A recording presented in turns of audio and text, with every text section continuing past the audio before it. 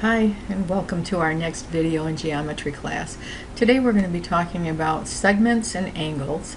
We'll be looking at doing a little bit of arithmetic, finding how long segments are, and the measure of angle. We're going to start today by looking at the number line that's pictured here. And the question says, what is ST? Notice no line above it. Folks, when we're talking about ST with no line, that means the length of a segment between S and T. I want to pull this out so that you can get that copied down onto your notes.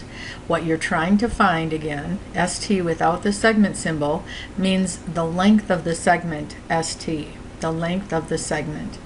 So as you think about that, since our segment is on a number line, that shouldn't be too difficult to find. The coordinate for S is -4. The coordinate for T is 8. And our deal is to find the length of the segment between them. So you got to think how many steps to get from S to T. One way to do it is to subtract the coordinates. That is 8 minus -4, or 12 steps. Another way to think through that is to get from -4 to 0, that takes 4 steps. Then to get to 8, 8 plus 4, 12. So the length of ST is 12. I'd like you now to find the length of US.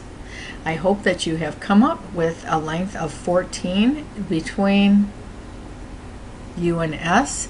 Again, we find that by subtracting coordinates arithmetically or visually by looking at the picture. 4 steps from -4 to 0 and another 10 steps from 0 to 10. We're going to ask you to write down another postulate. We've looked at 4 of Euclid's postulates. This is another of his. It's called segment addition, and what it says in a nutshell is that the length of an entire segment is equal to the sum of the lengths of its pieces. Okay? I'm going to write that in words.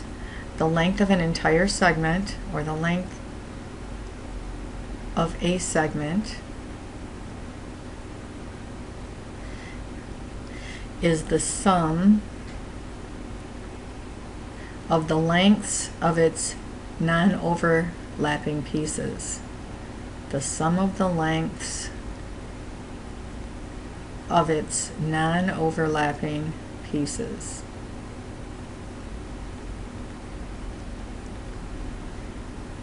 And if you apply that to the segment that we see below here, what we're saying is the length of EG altogether is the same as the lengths of its two pieces, EF and FG, added together.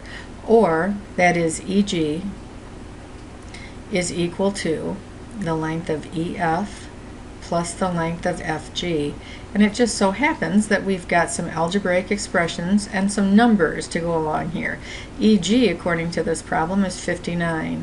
So 59 must be the same thing as e to f, which is 8x minus 14, plus the length of fg, which the expression that we're given there is 4x plus 1. We've substituted expressions for each of these segment lengths. Now we have an algebra equation that we can work out. This puts us right in our comfort zone. We're good at algebra. 59 would be the same thing as, well, we want to combine like terms, 12x. -14 plus 1 is -13, and now we have a two-step equation to solve.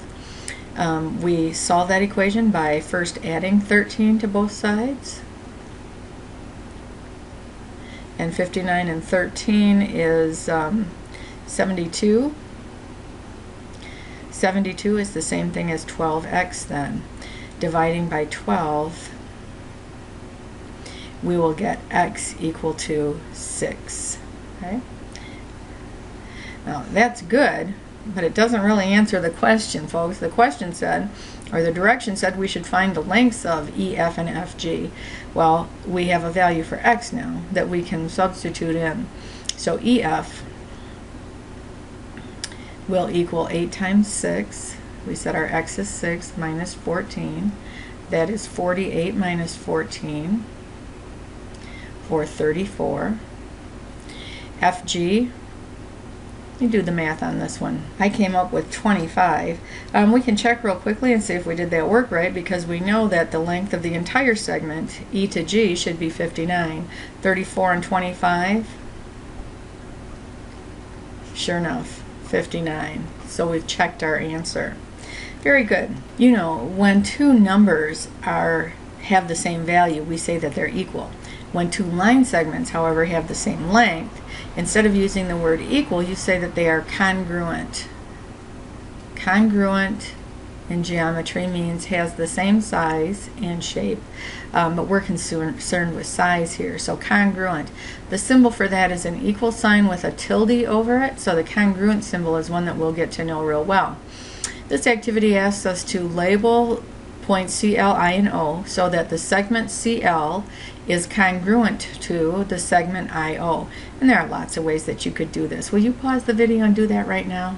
I've made my CL be 4 units long, and so my IO must also be 4 units long, and indeed it is. We'd like to next define the midpoint of a segment. The midpoint of a segment is a point that divides that segment into two congruent pieces. A point that divides the segment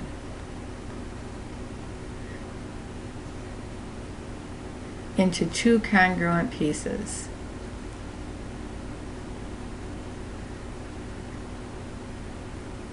And when we say congruent again, what we mean is same size. So the midpoint of a segment hits at the middle. It divides it into two equal segments. And if O is the midpoint of the segment SX, that means that the distance from S to O is exactly the same as the distance from O to X. We should be able to do a little bit of arithmetic and come up with a value of X that will make that so. SO, the expression was 6X minus 7. That has to equal OX. The expression there was 5x plus 1. Now we've got x on both sides. We didn't have this last time, but just a quick refresher. The algebra is you want to get the x's together. So you are going to move x over to this side. It was positive here, you subtract. Well, now we are looking at x minus 7 equaling 1, because that's 0. That goes away. Now we move the numbers to the same side. So we need to add 7 so that we can get x by itself. X would be 1 plus 7, or 8. If that is true, and it is, I think we did the work right, we should be able to find the length of SO, OX, and SX. Will you pause the video and do that right now? Alright, I'd like to have you compare your answers to mine. With an x of 8, SO, that is this half of the segment, is 6/8 minus 7, or 48 minus 7, which is 41. OX is equal in length, since O is a midpoint, so 41 for OX. And SX, well, it is the entirety of this, or 41 plus 41, 82. I hope we agreed. We'd next like to introduce another geometric vocabulary term. Any point, line, or ray that intersects a segment at its midpoint, folks, is called a bisector. If you think about that, that will make pretty good sense to you. Bisect means cut in half. And if we're hitting at midpoint, then we are bisecting. So the point A could be called the segment bisector, since it is hitting at midpoint. Okay, A is the segment bisector. We could also say line N is the bisector. We could also, of course, call it line AB. 2 points on that line. What I'd like next to have you do is pause the video and name each of the following things. There are 5 little things here that all refer to this number line. Will you pause the video and let's answer these questions? Alright, let's compare. The point on segment DA, so we're only interested in segment DA, 2 units away from D, that would be point B. 2 points that are 3 units from D, well, there will be 2 of them. One that is 3 to the left, A, one that is 3 to the right, G. The coordinate of the midpoint of the segment AG. Well, AG goes from -3 to 3, and the midpoint of that, the one that divides it into equal pieces, would be D, whose coordinate is 0. A segment that is congruent to AC, there may be many that you could name, but AC has a length of 2. I happen to choose BD. It has a length of 2 as well. And lastly, your friend here has got a problem. Okay, 5 miles is 5 miles. Distance can't be negative. So if he's saying that the distance is -5 from your house to his, he's making a mistake. A distance cannot be negative. Very good. Let's talk angles for just a few moments. An angle is formed, folks, by two rays with the same endpoint. And as you look at the angle that we have pictured below, you'll see that one of the rays are BA, the other is BC, share the endpoint, and the two rays. Okay, the rays are the sides of the angle, and the endpoint is called its vertex. So the vertex in this angle is the point B. The two rays that make this angle up are the rays BA and BC. There are several ways to name this angle, including angle, and that's the mark for angle, ABC, that's called the three-letter name. You could also call it angle CBA. It doesn't matter which of these comes first, A or C. What does matter is in the three-letter name, the vertex has to be in the middle.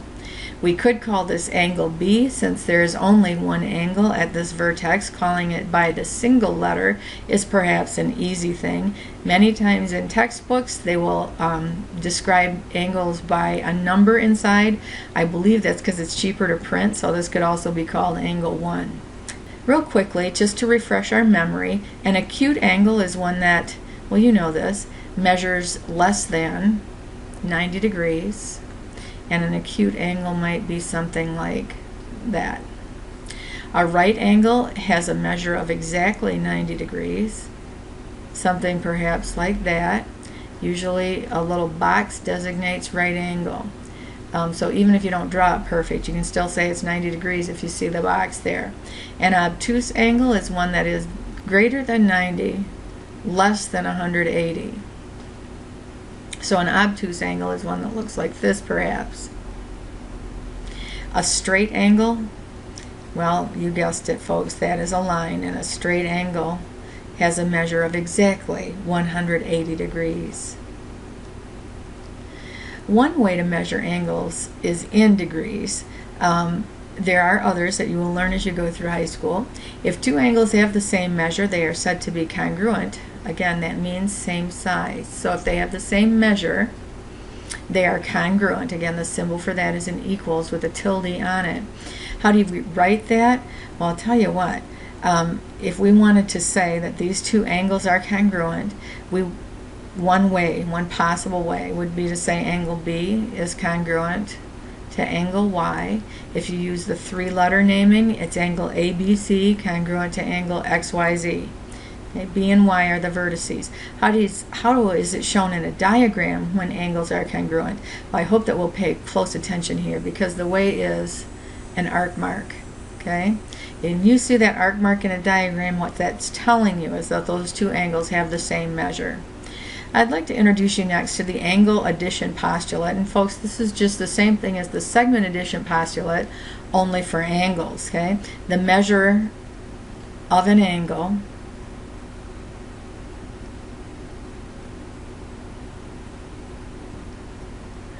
is equal to the sum of the measures of its non-overlapping parts.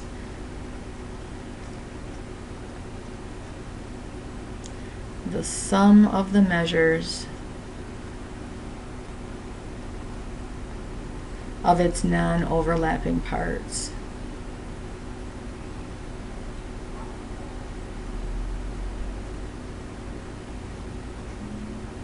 So as you look at the example that is here, angle R, whoops, that's supposed to be a Q. Angle RQT has a measure of 155. That's the big angle. The measure of angle RQS, that's this guy, is well, we have an expression, 4x minus 20, and for the other part, TQS, we have an expression there as well. What the angle addition postulate says is the measure of the big angle, 155, is the same thing as the sum of the measures of its pieces, 4x minus 20 and 3x plus 14. Our problem, again, as is often the case in geometry, asks us to go beyond finding x. We want to find the measure for those two angles.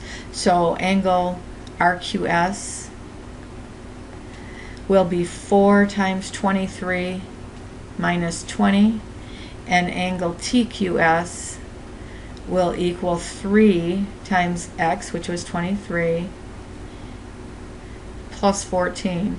No one said these two had to be equal. What we said is that the pieces will add up to 155 altogether. You do the math. I'll do it here as well, and we'll compare in just a second. 4 times 23 minus 20 is 72. 3 times 23 plus 14, that's 69, plus 14, that's 83. And again, you could check your work. They should add up to 155. Indeed, they do. Very good. That is the end of our lesson today. I hope that you'll get out there. In fact, I need you to get right back out there. We want you to do that U-try, and we'll talk about that in class tomorrow.